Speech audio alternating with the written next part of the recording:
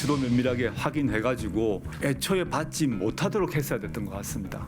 금수저 맞습니다. 금수저면 항상 보수로 살아야 됩니까? 제가 만신창이가 되었지만 제가 할 수 있는 데까지 다 해보겠습니다.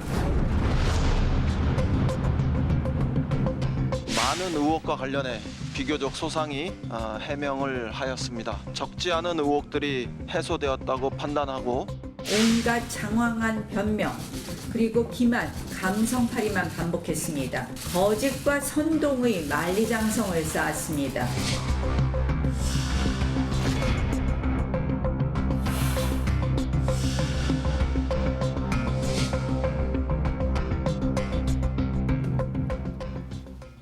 청문회 못한 걸까요? 안 한 걸까요? 할 수 있었는데 못한 것처럼 하고 안 한 걸까요? 여야의 수싸움에 상황이 더 묘해졌습니다. 대전 서구울의 민주당 박범계 의원, 부산 사상의 자유한국당 장제원 의원 자리했습니다. 어서 오십시오. 안녕하십니까. 네, 반갑습니다. 잠시 후에 두 분은 지난주에 흑수전지, 왜안 금수전지. 나오셨어요? 진행하시죠.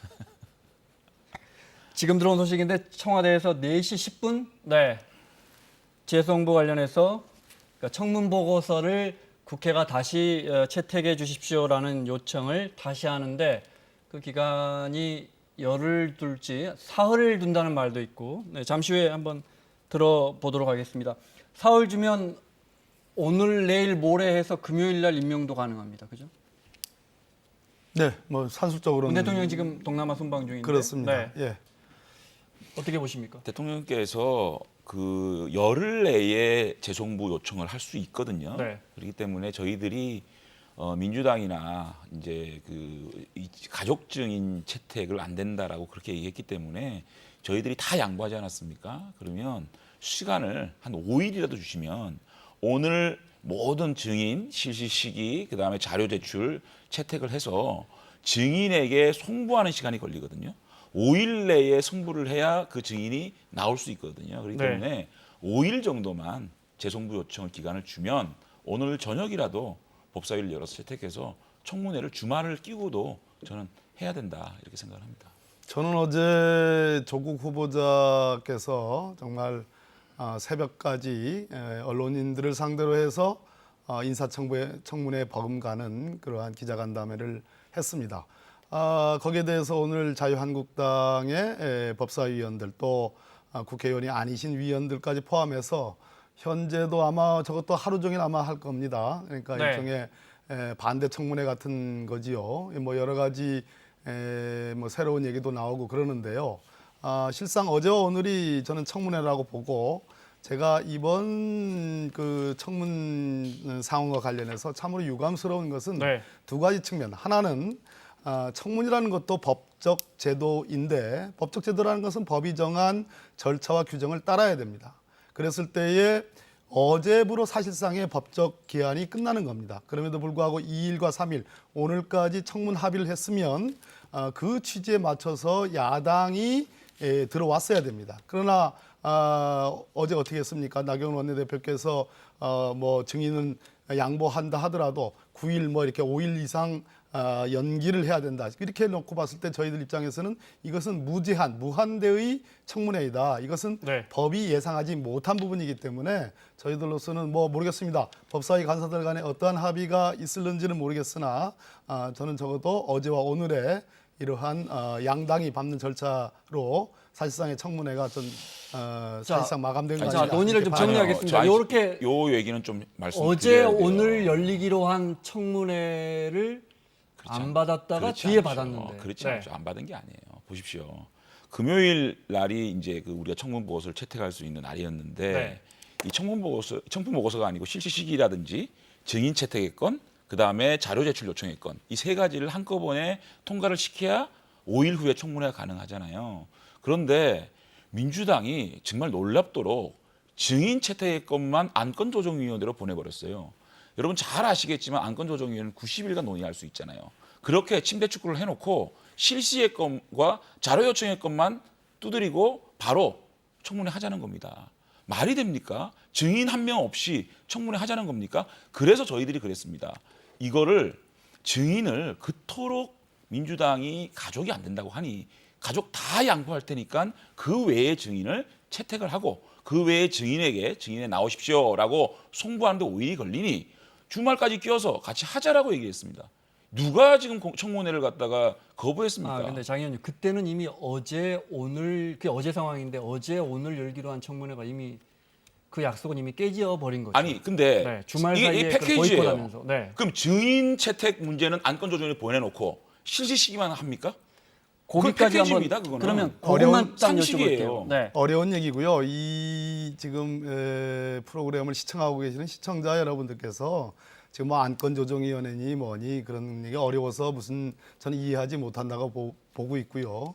가장 중요한 결론은 어제와 오늘 9월 2일과 3일 양당 원내교섭단체의 대표들이 법사위 간사들이 청문회를 열기로 합의를 했다는 겁니다. 만약 그 정신에 충실했다라면 지금 말씀하시는 무슨 안건조정위원회니 증인 문제니 송달의 문제니 통지의 문제니 이런 거 다 부차적인 문제고 어제 바로 적어도 10시 시작할 수 있었고 최소한 나경원 원내대표가 우린 증인 양보하겠다.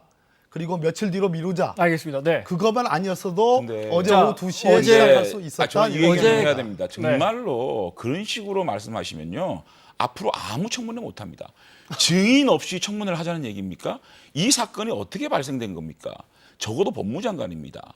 법무장관이 되면 진짜 후보자가 되면 윤석열 총장을 지휘할 수 있습니다. 그런데 후보자를 둘러싸고 있는 많은 분들이 피의자가 돼 있고 압수수색이 들어가 있습니다. 이것이 청문회에서 이 의혹들이 깔끔하게 해소가 되지 못하면 사실상 법무장관으로 가면 안 되는 사건입니다. 자, 그런데 네. 조국 후보자를 둘러싸고 있고 처, 동생, 딸, 어머니 전부 다 여기서 의혹이 발생되고 그 중간에 조국 후보자가 있는 겁니다. 자, 이분 잠깐만요. 그 논의는 지난주에 저희가 잠깐 많이 사회자의 말씀하시니까. 사회를 좀 따라서 말씀하시니까. 얘기를 좀 말씀 해보세요. 듣겠습니다. 그렇다면 네, 네. 이분들이 증인 출석을 안 했을 때 어저께 조국 후보자가 뭐라 그랬습니까? 전부 다 모릅니다. 그렇게 하는 청문회가 되는입니다. 그래서 최소한 처음에 딸까지 딸 양보했습니다. 그다음에 어머니 양보했습니다. 그다음에 다 양보했습니다. 그런데 이것마저도 받아들이지 않는 민주당을 청문회를 하겠다는 생각이 있는 사람들입니까? 알겠습니다. 제가 어제 하나만 네. 이 흐름을 좀 우리 사회자께서도 내버려 두는 게 지금 본질을 접근하는 데 전 도움이 될 거라 봅니다. 무슨 얘기냐 하면 만약에 검찰의 수사가 이 청문 전국에서 청문 절차에서 느닷없이 들어오지 않았더라면 어쩌면 장제원 의원께서 말씀하시는 저 논리가 맞을는지도 모르겠습니다.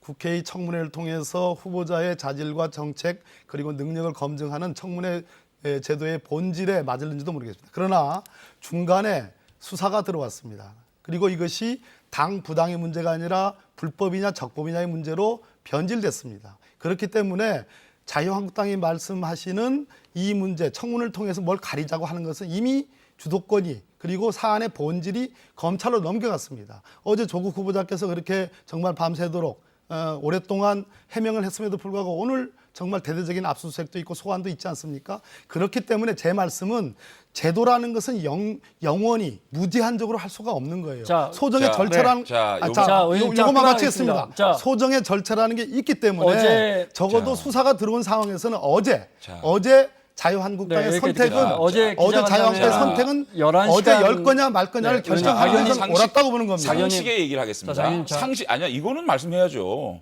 상식의 문제입니다. 상식의 문제. 자 만약에 자신의 남편과 딸이 언론을 통해서 이렇게 자신들의 입장에서 매도당하고 있습니다.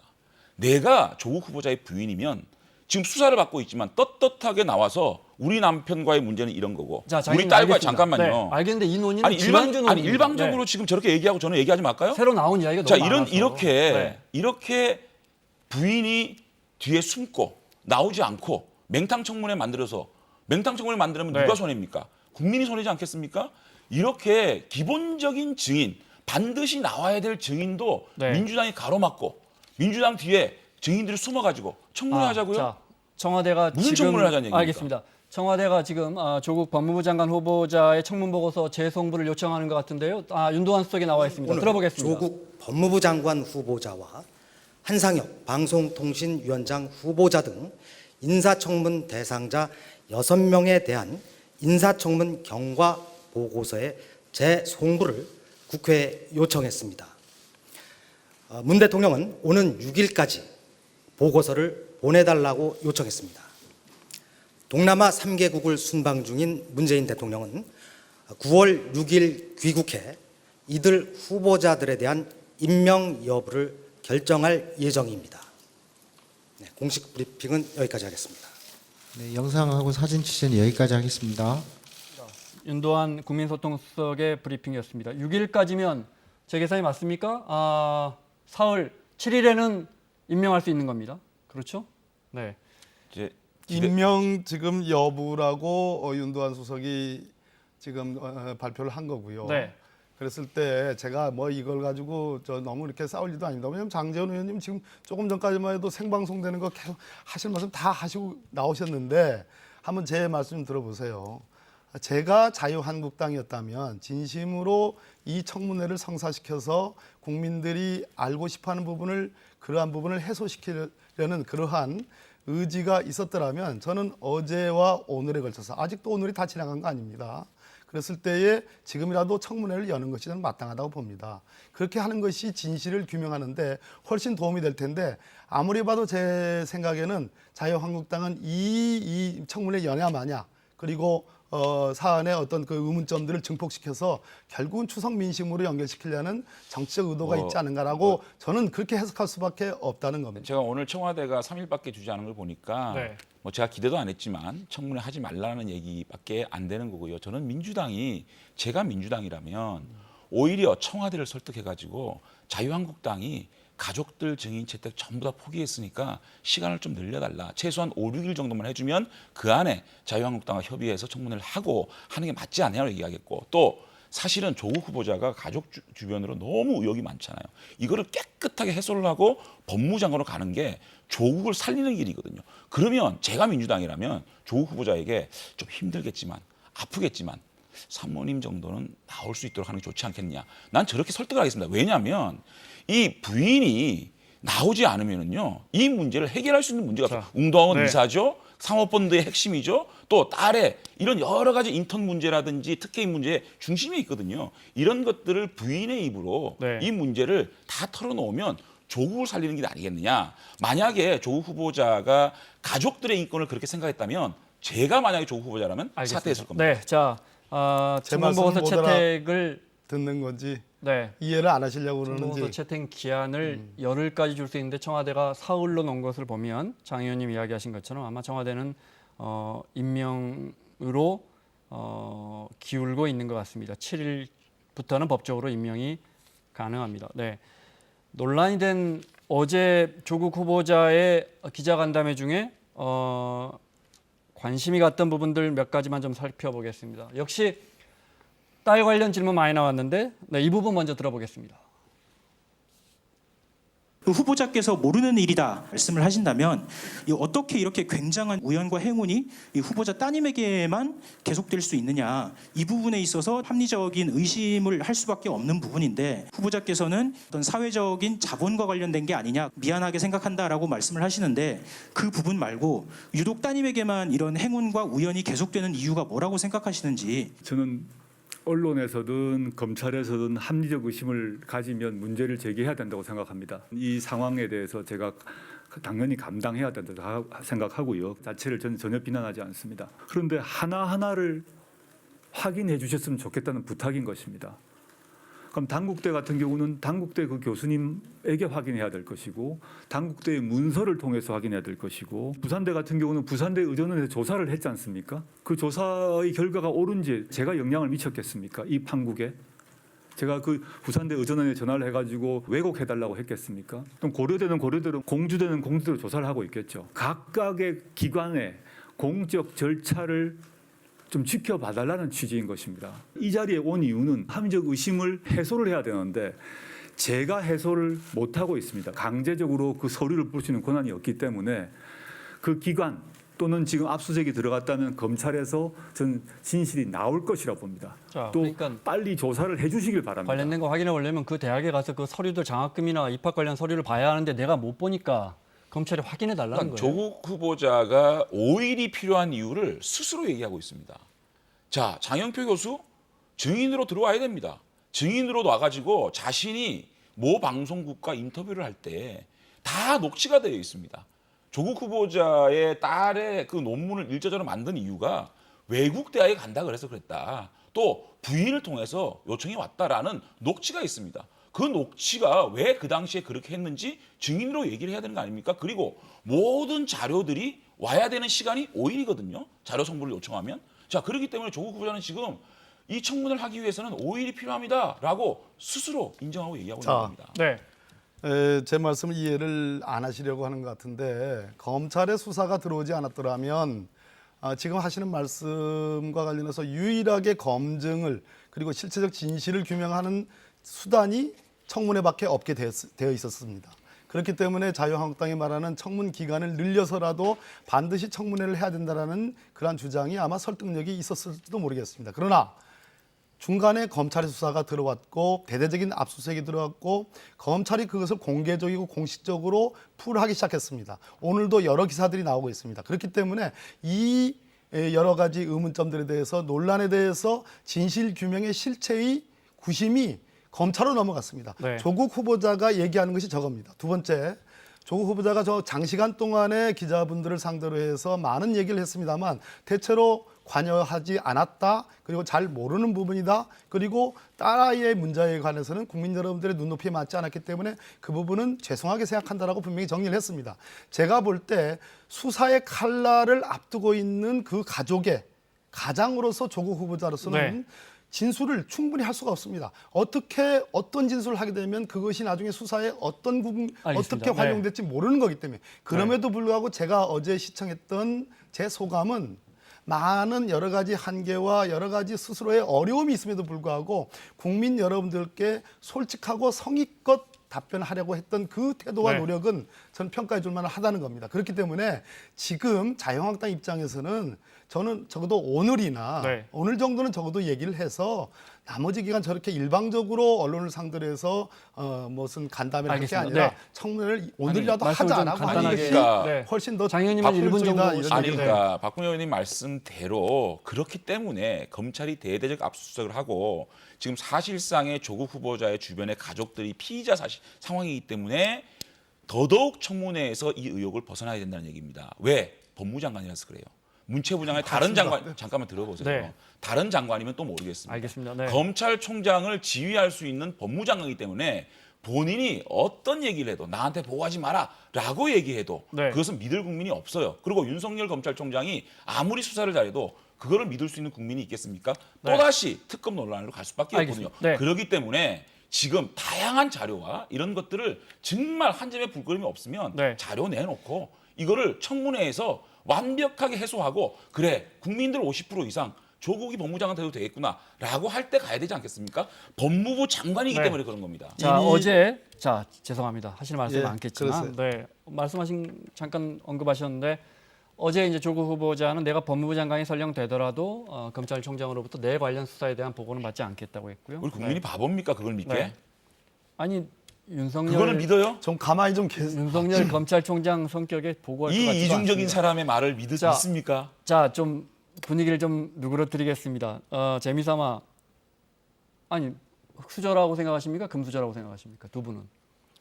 그래서 그것을 뭐 제가 제 스스로를 뭐 어떻게 평가하고 저는 그런 용어 자체도 그렇게 썩 마음에 들지 않습니다. 저도 썩 마음에 들지 않습니다.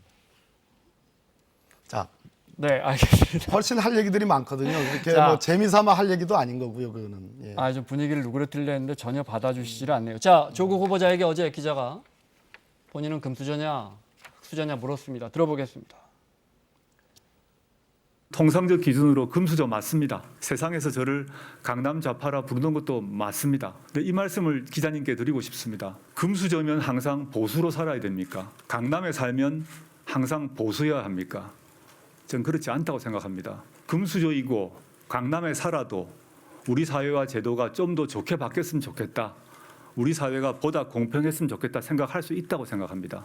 제가 강남에 살면 무조건 부를 더 축적하기 위해서 노력해야 되고 진보적인 얘기하면 안 되고 그건 아니라고 생각을 합니다. 기자님 말씀대로 제가 금수저라고 하더라도 제도를 좋게 바꾸고 우리 후손 다음 세대에는 어떤 사회가 됐으면 좋겠고 이런 생각도 할 수 있고 그런 꿈도 꿀 수 있고 저는 그렇게 해왔습니다.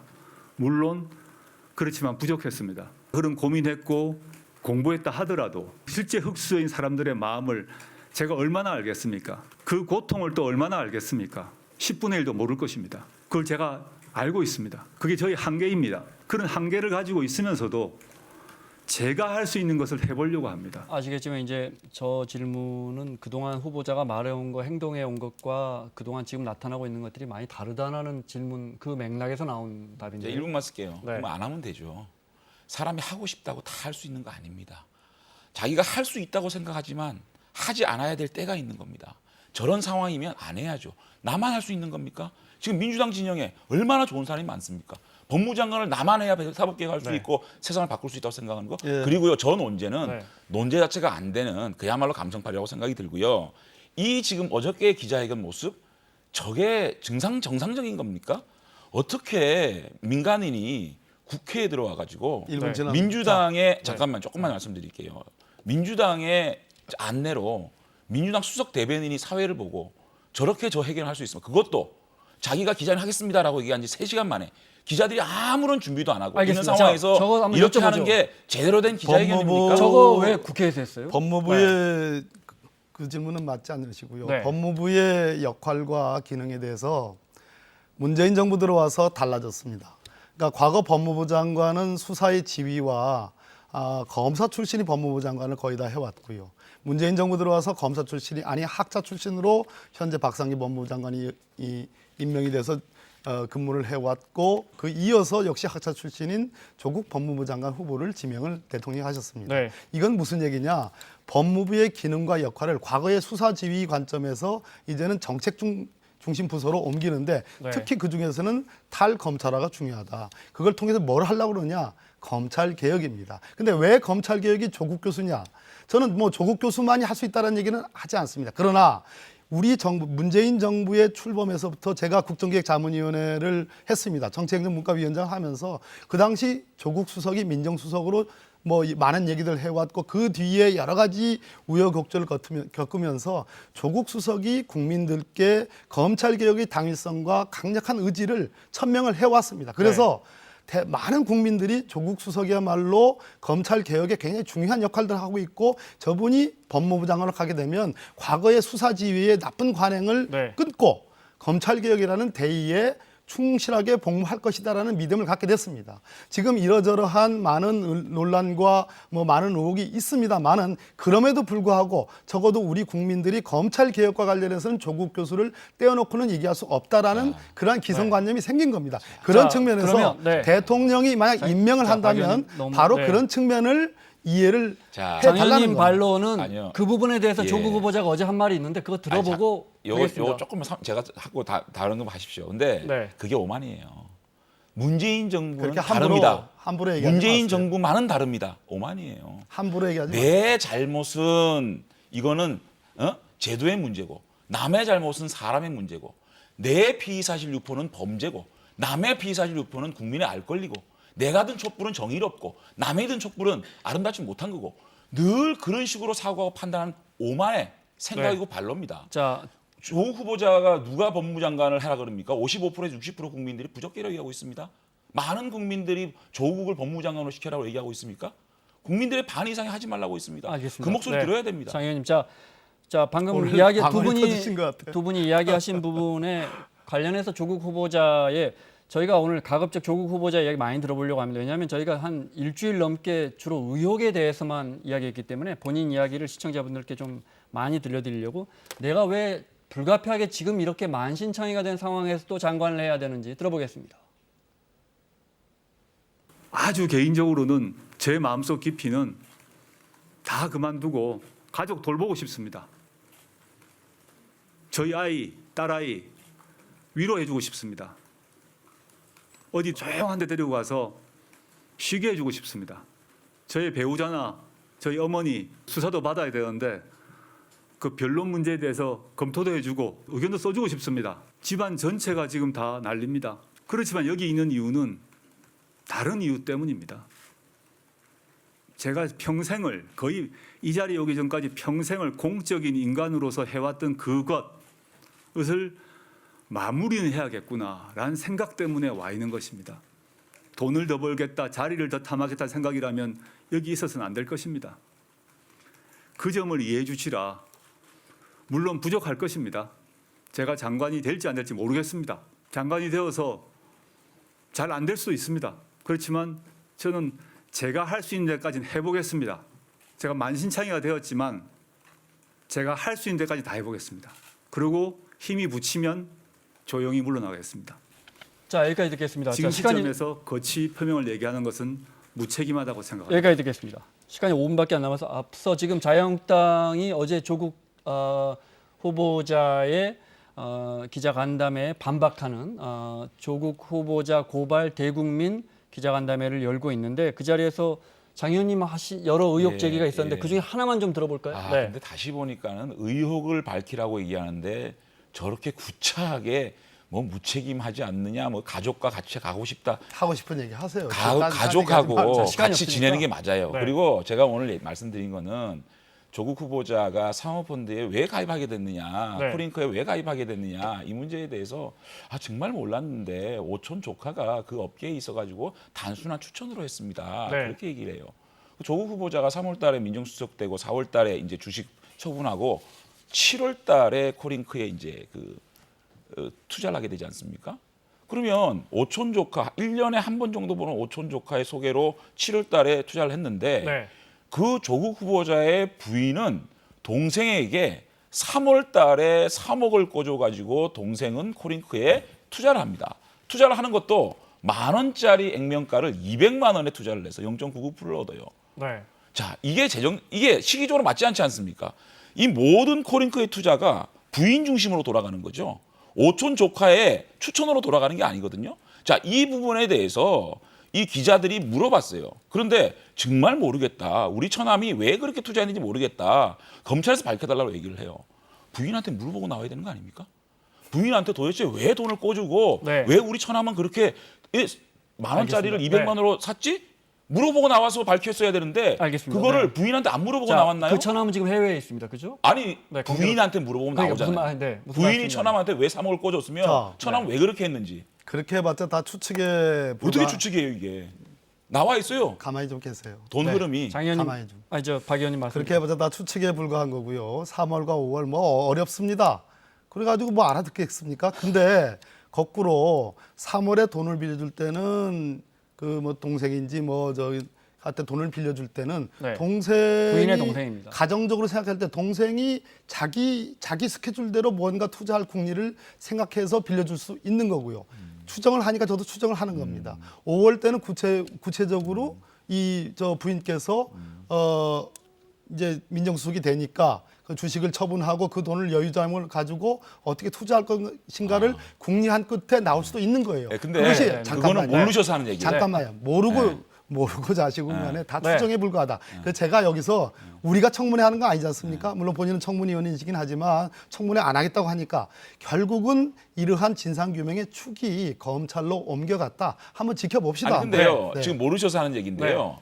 그 조국 후보자의 부인이 처남한테 돈을 3억을 알아요. 이체할 때 콜링크 써놨어요. 옆에. 어제 그래서 콜링크 써놨어요. 어제 네. 후보자가 근데 그래서 그런데 스펠링이 다르다고 콜링크에 했죠. 대해서 부인이 모르고 오촌 조카의 그 주식을 다 판 다음에 이 주식을 어떻게 할까요? 생각해 보니까 오촌 조카의 추천으로 7월 달에 투자를 합니까? 어제 그래서 조국 후보자가 그리고 이게 다 어렵다는 그러니까 식으로 퉁치면서 다- 국민들이 아는 얘기를 어렵다 이렇게 퉁치고 넘어가지 잠깐만요. 마세요. 다 압니다 이제 국민들이. 잠깐만요. 하도 얘기가 많아요. 오촌 조카가 3억을 먼저 투자했는데 민정수석이 된 조국 후보자가 10억을 오촌 거기에 조카가 처남. 처남이 네. 10억을 왜 거기에 추가로 투자하느냐? 미리 뭔가 가족들끼리 꿍꿍이가 있었다 이 말씀이죠. 그러니까 그 진술 네. 어저께 조국 후보자의 얘기가 앞뒤가 맞지 않다는 얘기죠. 앞뒤가 많다 하면 거짓말이죠. 자신은 일단 주식을 다 처분했어요. 이 현금을 어떻게 하지? 하다가 오촌 조카한테 물어봐서 7월 달에 투자했다는 거 아닙니까? 그런데 부인은 이미 3월 달에 코링크를 알고 있었어요. 처남은 그것을 말도 안 되는 투자를 한 거예요. 10,000원짜리를 200만 원 주고 산 거예요. 이 부분을 그러면 부인이 코링크라고 해서 보낸 걸 그럼 처남이 어떻게 투자할 걸 몰랐겠습니까? 아니 저는 구체적인 사실관계에 대해서 제가 뭐 그것을 뭐 변호하거나 뭐 사실관계를 뭐 제가 해명할 이유가 없습니다. 근데 그래봤자 다 추측에 불과하다는 말씀을 지금 드리는 거예요. 거짓말하는 사람이 숨는 사람이 범인이에요. 그 옛날에 박근혜 최순실 청문회 때 주로 썼던 말들이죠. 썼던 말. 우리 여기까지 장재원 듣겠습니다. 의원께서. 네, 겁니다. 민주당 박범계 의원, 자유한국당 장재원 의원과 함께했습니다. 수고하셨습니다. 네, 그래요. 고맙습니다.